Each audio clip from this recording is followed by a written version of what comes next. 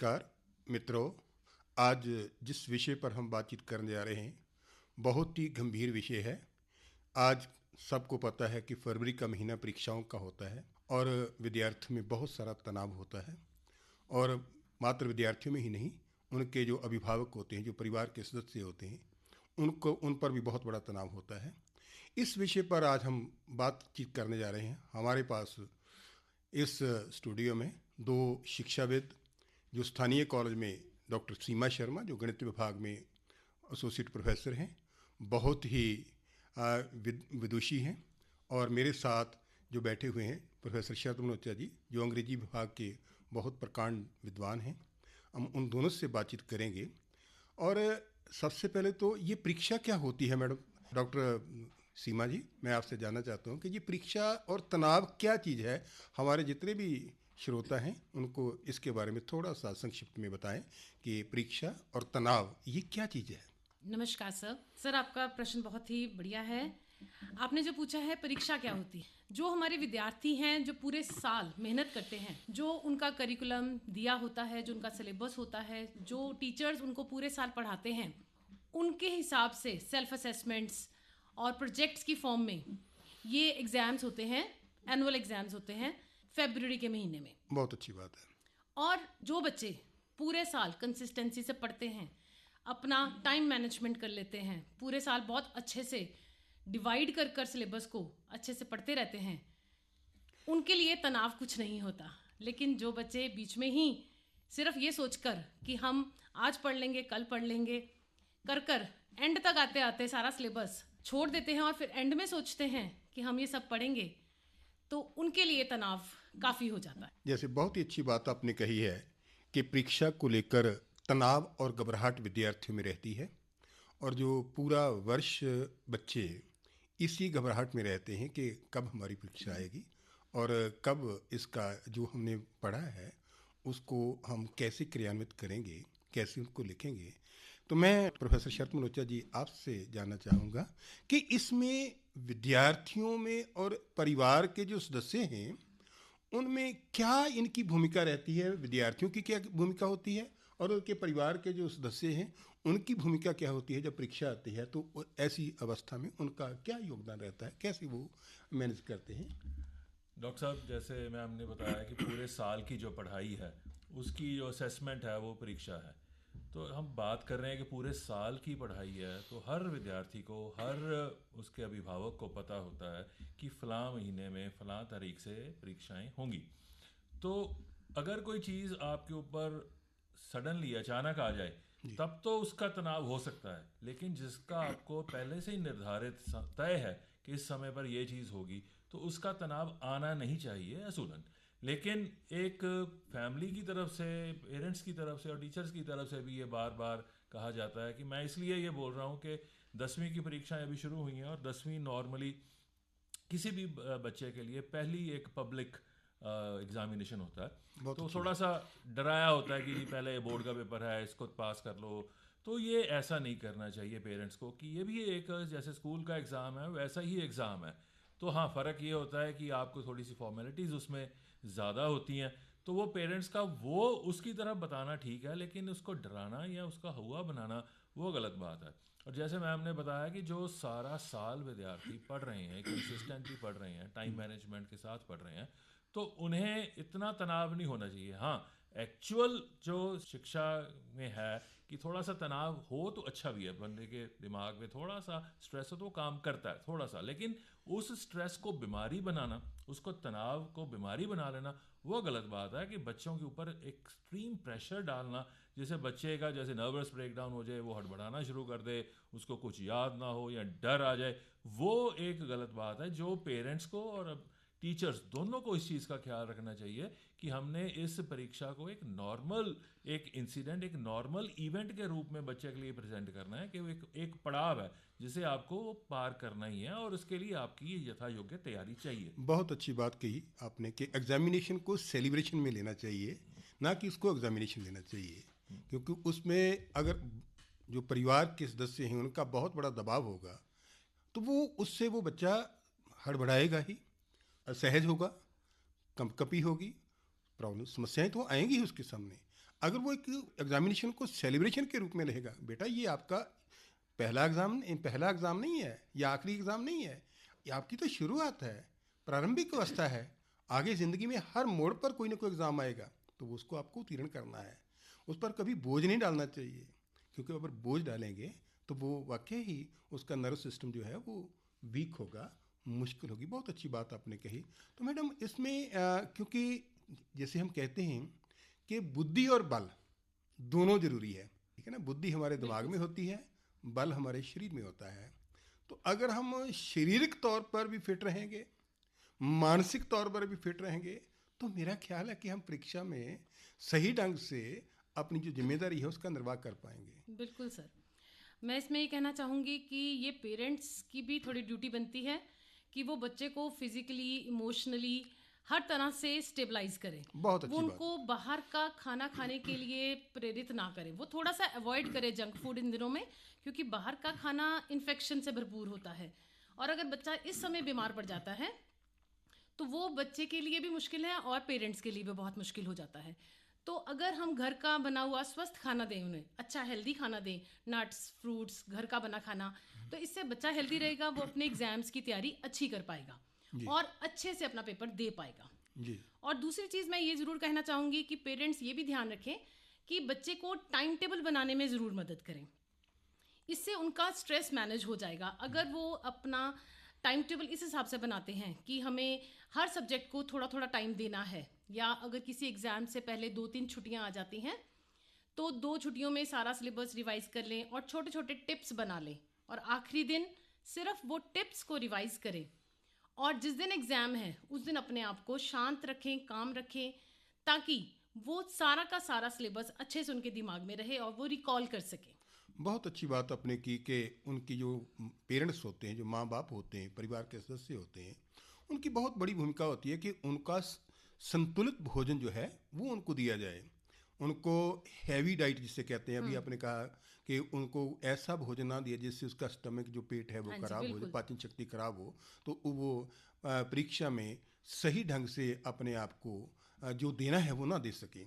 क्योंकि उसको दूसरों के साथ कंपैरिजन नहीं करना, बिल्कुल सर। उसको तो खुद कंपैरिजन करना है। अगर दूसरों के साथ कंपैरिजन करेंगे, मुकाबला करेंगे, तो शायद ये हमारे लिए कोई अच्छी बात नहीं होगी। संतुलित भोजन माँ बाप का देना बहुत ज़रूरी है। और उनको जैसे आप अभी आपने कहा कि नट्स वगैरह देने चाहिए, ड्राई फ्रूट देना चाहिए, हैवी डाइट उनको फल नहीं देना दें, चाहिए, फल दूध दें, दें, अवॉइड दही फ्रूट करें दें, चीज़ें। बाहर अवॉइड का खाना थोड़ा सा अवॉइड जैसे करें। आपने जंक फूड जैसे कहते हैं उसको अवॉइड करें। बहुत अच्छी बात आपने की कि परिवार का बहुत बड़ा योगदान होता है, उसके स्वास्थ्य को स्वस्थ रखने में बहुत बड़ी भूमिका होती है। तो डॉक्टर साहब, मैं आपसे जानना चाहूँगा कि अगर ये परिवार के की तो जिम्मेदारी है ही, तो एक अध्यापक की भी जिम्मेदारी होती है, एक विद्यार्थी की भी जिम्मेदारी होती है, तो वो कैसे अपनी जिम्मेदारी को निर्वाह करे? अध्यापक तो पहले है परिवार से पहले है, क्योंकि परिवार तो उसको एक माहौल दे देगा कि भी आपको अच्छा खाना मिल रहा है, समय पर आपको सोने को मिल रहा है। अध्यापक को तो उसको तैयार करना है ना परीक्षा के लिए, तो उसके लिए अध्यापक को तो जैसे सारा साल एक छोटे छोटे टेस्ट लेते जा रहे हैं, उनको टिप्स देते जा रहे हैं, जैसे मैम ने कहा कि ये पढ़ना है आपको, ये इसके लिए तैयारी करनी है। बच्चों को पढ़ाना तो ज़रूरी है, लेकिन वो पढ़ाने के साथ वो पढ़ना कैसे है वो उससे ज़्यादा इम्पोर्टेंट है बहुत कि अच्छी बात है। पढ़ना कैसे है। जैसे वो 3 इडियट्स पिक्चर में कहता है ना कि मैं ये नहीं कह रहा था कि पढ़ाना क्या है, पढ़ाते कैसे हैं। उसी तरह पढ़ना भी बहुत इंपॉर्टेंट है कि हार्ड वर्क तो सभी कर लेते हैं, गधा भी बड़ा हार्ड वर्क करता है, लेकिन स्मार्ट वर्क, वो टीचर को स्मार्ट वर्क समझाना पड़ेगा कि ये चीज़ें हैं, इन चीज़ों को इस तरीके से पढ़ना है और इस किस्म के नोट्स बनाने हैं। आजकल के बच्चों के ने एक समस्या ये है कि वो स्क्रीन टाइम उनका बहुत है, कि जो नोट्स हैं वो PDF फॉर्म में पढ़ रहे हैं, स्क्रीन से देख रहे हैं, फ़ोन पे देख रहे हैं या नोटपैड पे देख रहे हैं। तो वो एक साइंटिफिकली ये माना हुआ तथ्य है कि जितना काम आप लिख के करें और लिखने के बाद उसको पढ़ें, तो वो आपकी मेमोरी में रिटेंशन ज़्यादा रहती है। कि जो स्क्रीन है वो उसकी रिटेंशन इतनी रहेगी जो आपने लिखा होगा। जब आप लिखा होगा ना, तो आपको एग्जाम में याद आएगा कि मैंने इस पेज पर इस रंग की शाही से लिखा था ये, और उसको तो वो पेज पलटना भी याद आएगा कि यहाँ से पेज पलटा जाएगा। बहुत अच्छी बात आपने की कि आज रटंत विधि की नहीं, रिटन जो काम है, लिखने का काम है, वो ज़्यादा होना चाहिए। अगर लिखा होगा, हम छोटे छोटे नोट्स, पहले बड़े बड़े नोट्स बनाएं, फिर उसको छोटे नोट्स बनाएं, और छोटे नोट्स बना करके फिर उसको हम पढ़ें, क्योंकि हमारा लिखा हुआ देखना है किसी ने। डॉक्टर साहब, एक और मैं भी आपको बीच में टोक रहा हूँ हाँ कि अक्सर ये कंप्लेंट आती है आजकल कि सर पेपर बहुत लेंथी हाँ, था। यही तो मैं कहना ये चाहता था। लेंथी इसलिए वो लेंथी पेपर नहीं होता, वो होता है कि हमें लिखने की आदत छूटी होती है, हमारी स्पीड ही नहीं बन पाती। बहुत अच्छी बात आपने की कि हमारी लिखने की आदत नहीं है। अगर लिखने की आदत शुरू से होगी, हम पूरे का पूरा पेपर कंप्लीट भी कर पाएंगे, हमें क्या इंपॉर्टेंट लिखना है वो भी देख पाएंगे। और क्योंकि जो परीक्षा होती है उसमें हमारा लिखा हुआ देखना है, उन्होंने हमारा चेहरा या हमारी जो आंखें फैमिली हैं बैकग्राउंड वो फैमिली बैकग्राउंड नहीं देखनी, उन्होंने हमारा लिखा हुआ देखना है। तो लिखने की आदत होगी। आपने बहुत अच्छी बात की कि बहुत सारे बच्चों की ये कंप्लेंट होती है कि हमारा पेपर कंप्लीट नहीं हुआ। तो उसमें आपने एक बहुत अच्छी बात की कि टाइम मैनेजमेंट। कई बार क्या होता है कि जो विद्यार्थी होते हैं वो लिखना शुरू करते हैं, और लिखते समय कई कई सवाल जो हैं वो फटाफट क्वेश्चन पेपर पढ़ते हैं, और पढ़ने के बाद उनको ये नहीं पता होता कि सवाल करना कौन सा है। एक तो पहली बात तो ये अच्छी तरह जो सवाल आते हैं उसको वो पहले अपने दिमाग में ठंडे दिमाग से बिठाएं, क्योंकि ठंडे दिमाग का मतलब होता है कि लंबी थोड़ी सी, जब परीक्षा से पहले आप पहली बात तो यह है कि निश्चिंत होकर के जाएं, शांत होकर के जाएं, हो सके तो योगा करके जाएं, क्यों डीप ब्रीदिंग, मेडिटेशन करके जाएं, थोड़ी सी डीप ब्रीदिंग लेकर के जाएं। और डीप ब्रीदिंग से क्या होता है कि आपका तनाव जो है वो कम होता है। तो क्योंकि हमारा जो विषय है वही तनाव पर जुड़ा हुआ है, तनाव से जुड़ा हुआ है कि जो विद्यार्थी वो तनाव मुक्त होकर के परीक्षा दें। तो अगर हम योगा करके, ठंडी सांस लेकर के आराम से पेपर देने के लिए जाएंगे और ध्यान से उस क्वेश्चन पेपर को पढ़ेंगे, पढ़ने के बाद जो हमें दिमाग में बिठा लें कि ये हमने करने हैं, और वो जब करने हैं तो उसको आराम से करें, टाइम मैनेजमेंट करें। और टाइम मैनेजमेंट क्या होता है कि कई बार क्या होता है कि विद्यार्थी पहले सवाल को तो 45 मिनट लगा देते हैं, और दूसरे सवाल को वो 20 पे आ जाते हैं, और लास्ट वाला 10 मिनट में आ जाता है। तो नंबर तो सबके बराबर ही होंगे। इसलिए उनको ये मैनेजमेंट करनी होगी कि अगर एक सवाल को 30 मिनट लगते हैं तो सभी को 30 मिनट ही देने हैं, बराबर नंबर आएंगे। उससे क्या है, वो उससे उसका जो है परीक्षा में वो अच्छा दे भी पाएगा, अपना जो योगदान है उसको फ़ायदा भी होगा। तो बहुत अच्छी बात आपने की। तो मैडम, मैं आपसे ये मुखातब होना चाहता हूँ कि परिवार की और क्या जिम्मेदारी होती है जो बच्चों को आगे बढ़ने के लिए प्रेरित करती है? सर, आजकल जो सोशल मीडिया बहुत चल रहा है, बहुत अच्छी बात है। बच्चे मोबाइल्स के बीच में बहुत समय नष्ट कर देते हैं। बहुत अच्छी बात है। तो पेरेंट्स को ये भी थोड़ा ध्यान रखना चाहिए कि परीक्षाओं के दौरान वो मोबाइल का कम से कम, या हो सके तो ना ही इस्तेमाल करें, ताकि वो अपना टाइम बचा सकें। जितनी भी वो अपना टाइम सोशल मीडिया पे, इंटरनेट पे, फेसबुक चलाकर ख़राब करते हैं, उससे क्या होता है कि वो जो एक्स्ट्रा चीज़ें वहाँ देखते हैं वो उनके करिकुलम में मिक्स होती हैं, और वो एक्स्ट्रा करिकुलर चीज़ें जब मिक्स हो जाती हैं तो किसी भी चीज़ को समझने में और करने में उनको समय लगता है, वो समझ नहीं आती हैं, जल्दी से उनके दिमाग में रिटेन नहीं होती हैं।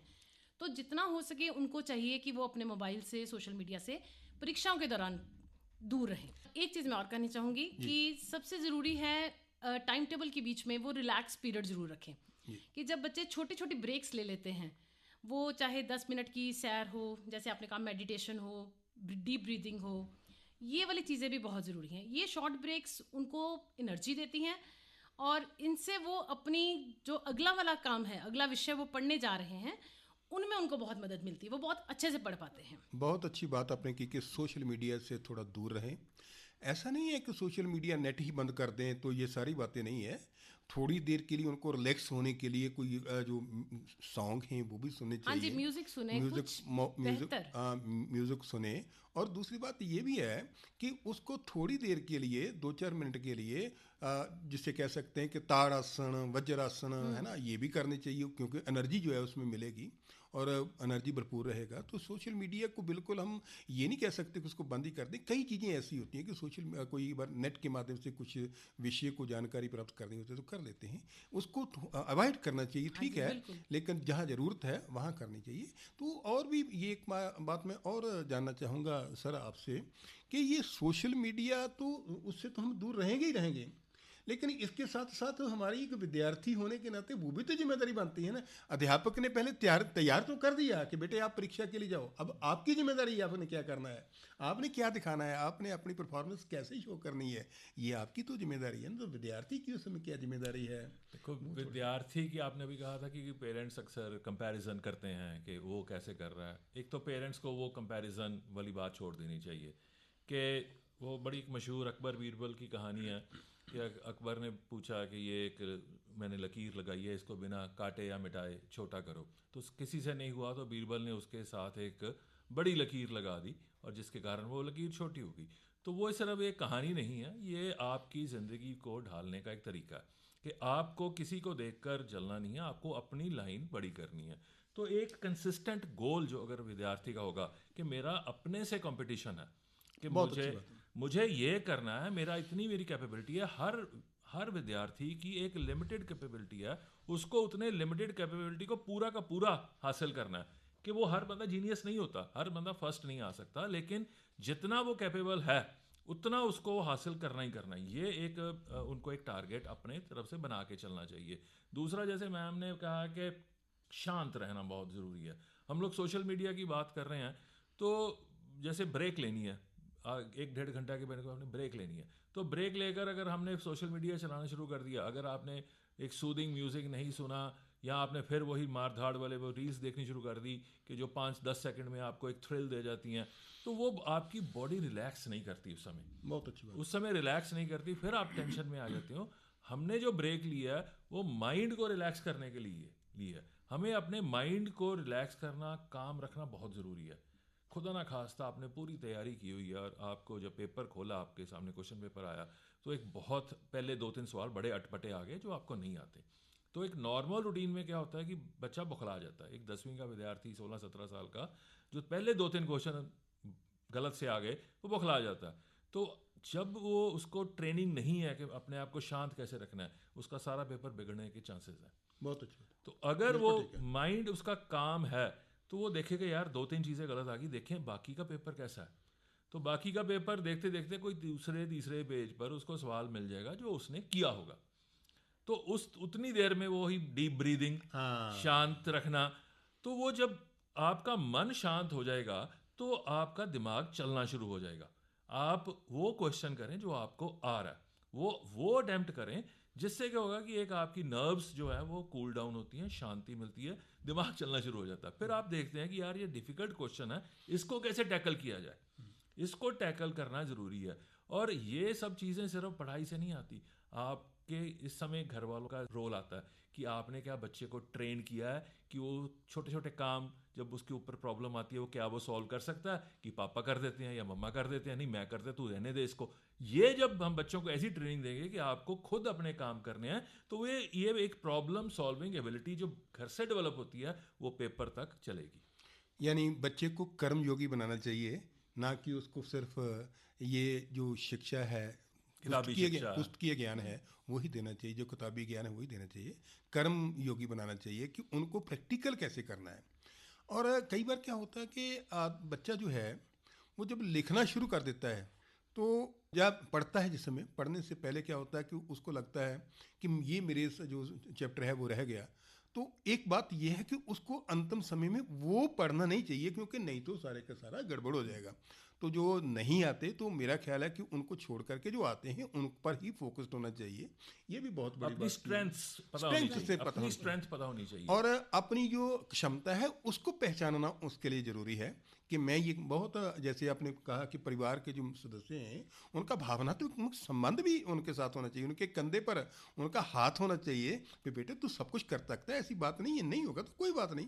कई बार क्या होता है कि जो माँ बाप होते हैं वो कहते हैं फला का बच्चा ऐसे, फला का बच्चा ऐसे, फला का बच्चा ऐसे है, तो ऐसा जो कहते हैं तो उसमें बच्चे में जैसे कैसे हीन भावना का शिकार हो जाता है, हीन ग्रंथि का शिकार हो जाता है, तो उसकी वजह से नुकसान होता है। इसलिए उसको कहना कि तू कर सकता है। बच्चे की उंगली पकड़ना के साथ चलें, उसको कंधे पे मत बिठाइए। बहुत अच्छी बात है कि उसको कंधे पे मत बिठाओ, उंगली पकड़ करके चलो।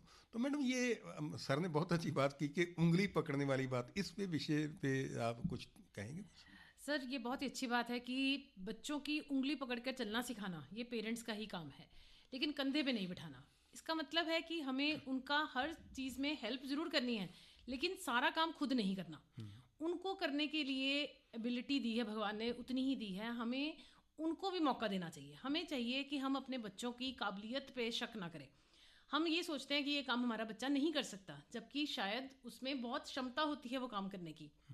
आप तो हमें देखें, वो बिल्कुल देखना चाहिए कि हमारा बच्चा ये काम कर सकता है, उसमें कितनी क्षमता है, उसको उस काबिल बनाना चाहिए। देखो ऐसा है कि हमें सिर्फ डायरेक्शंस देनी चाहिए, काम मैं बच्चे को ही डॉक्टर करना साहब बीच चाहिए। में कर रहा हूँ हाँ कि जी, हाँ हमने जी। आपने देखा होगा कि स्कूल की बस आकर रुकती है, बच्चा अपना बैग लेकर उतरता है, तो वो बच्चा स्कूल से बैग लेकर आ रहा है ना, तो बिल्कुल माँ उसके नीचे आकर के वो बैग पकड़ लेती है। जी। अगर वो घर तक चल के अपना, अगर वो स्कूल से बैग उठाकर ला सकता है तो घर तक भी ले जा सकता है ना। जी। तो हम बच्चे को उस समय पंगु बना रहे हैं, हम उसको गोदी में उठा रहे हैं उस समय। अगर बचपन से उसको इसी बात में ट्रेन किया जाएगा कि आपको खुद अपना काम करना है, तो वो उस समय तक इतना टेंस तक ना के इतना कॉन्फिडेंस हो जाता है उसमें कि वो एग्ज़ाम को एग्ज़ाम नहीं समझता, कि वो एक पड़ाव है उसका एक। हाँ, बहुत अच्छी बात। जैसे आपने 10वीं के विद्यार्थी की बात की, तो आज जो हमारी भारत सरकार है उसने भी परिवर्तन ले आए हैं पाठ्यक्रम में। तो जैसे जो बच्चे हैं, कई बार क्या होता है कि वो कॉम्प्लेक्स का शिकार हो जाते हैं कि मेरे नंबर कम आए, तो अब उनको मई में अपनी जैसे 1 फरवरी में, दोबारा 1 मई में दोबारा वो 3 पेपर जो है इम्प्रूव कर सकता है। और जो 12th वाले बच्चे हैं उनके लिए तो उनकी जो आंसर शीट है वो भी नेट पर वो देख सकते हैं कि क्या इसमें हमने त्रुटियां की है, क्या नहीं, क्या मतलब छोड़ा है, क्या डाला है।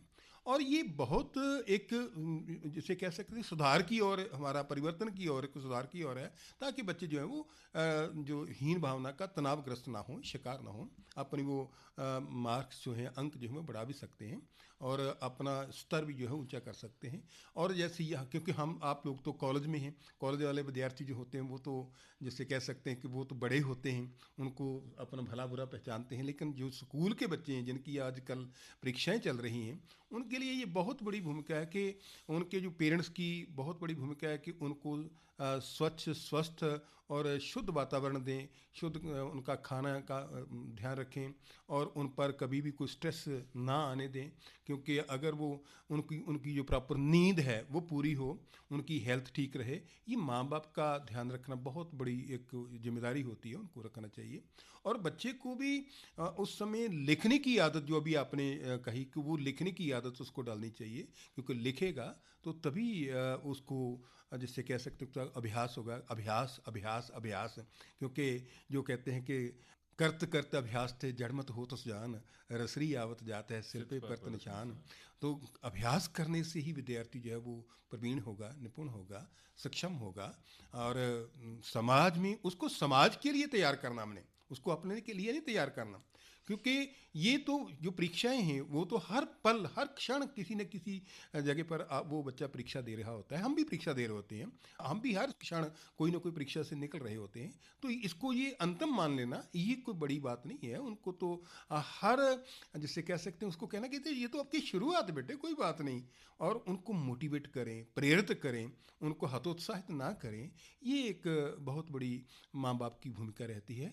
तो और इसमें कुछ मैडम आप जोड़ना चाहेंगे? सर वैसे तो सारी बातें हमने कर ली कि पेरेंट्स की जो एटमॉस्फेयर है घर का वो इस हिसाब से रखें, वातावरण इस हिसाब से रखें कि बच्चे को पढ़ने के लिए प्रेरित हो। जैसे अगर किसी ने टीवी देखना है घर में किसी और सदस्य ने, तो वो बिल्कुल लो वॉल्यूम पे रखें, घर में शोर ना करें। बच्चे को समझाया जाए कि हर दिन वो अपनी नींद पूरी करे, 7 से 8 घंटे की नींद पूरी करे, ताकि वो जो कुछ भी याद कर रहा है वो उसके दिमाग में रिटेन रहे और वो अपने एग्ज़ाम को अच्छे से लिख सके।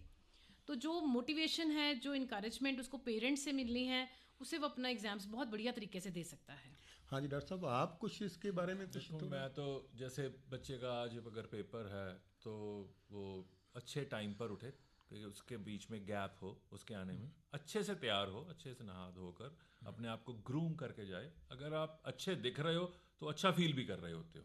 तो ये नहीं कि बच्चे को आप ज़बरदस्ती मुंह में ब्रेड ठूस रहे हैं उसके, वो जा रहा है, ऐसा नहीं। थोड़ा रिलैक्स्ड करके उसको भेजें और कहीं कोशिश करें कि बच्चे तूने जितना पढ़ लिया, अब तू रास्ता इंजॉय करता जा, तू अब किताब नहीं उठा के देखनी।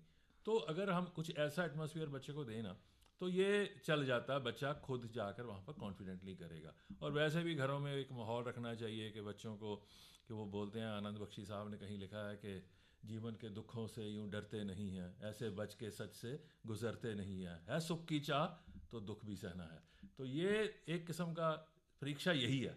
बहुत अच्छी बात है सुख की चाह तो दुख भी सहना है, क्योंकि ज़िंदगी है, इसमें दुख और सुख का नाम ही तो ज़िंदगी है, और ज़िंदगी में दुख भी हैं, सुख भी हैं, आगे बढ़ते जाएंगे तो बढ़ने का नाम ही ज़िंदगी है। जीवन क्या है? जीवन एक यात्रा है, और इस यात्रा को हमने पूरा करना है। इसको कष्ट से नहीं, सुकून से पूरा करना है। कई बार क्या होता है कि जैसे जो कहते हैं कि बेटे तूने नीट क्लियर करना है, तूने यही का क्लियर करना है, तूने टॉप करना है, तो ये टॉप वाली भावना उसमें उसको तनाव में डालेगी, उसको उसकी उसमें नहीं भेजना। उसको कहना कि बेटे जो होगा देखा जाएगा, क्योंकि ये तो एक परीक्षा की शुरुआत है।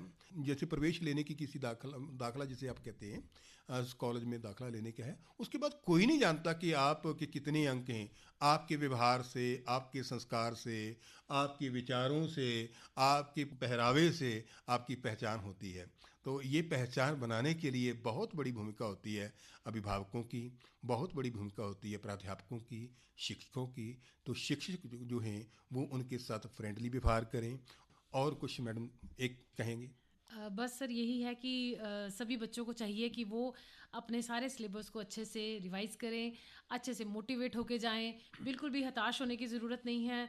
जितना पढ़ के जा रहे हैं, अपने आप को किसी से कंपेयर ना करें। बिल्कुल नहीं सोचे कि उसने सारा सिलेबस कर दिया, मेरा एक चैप्टर छूट गया या कुछ। बट बहुत अच्छे से पढ़ें। All the best to all the students. बहुत अच्छी बात, क्योंकि विद्यार्थियों को तनाव मुक्त होकर के परीक्षा में जाना चाहिए।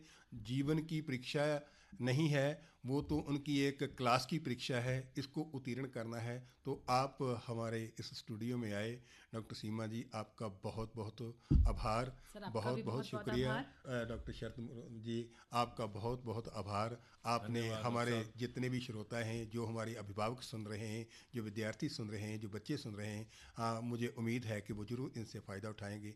आपका बहुत बहुत आभार, बहुत बहुत शुक्रिया। धन्यवाद, धन्यवाद शुभेच्छाएं सर। सभी को।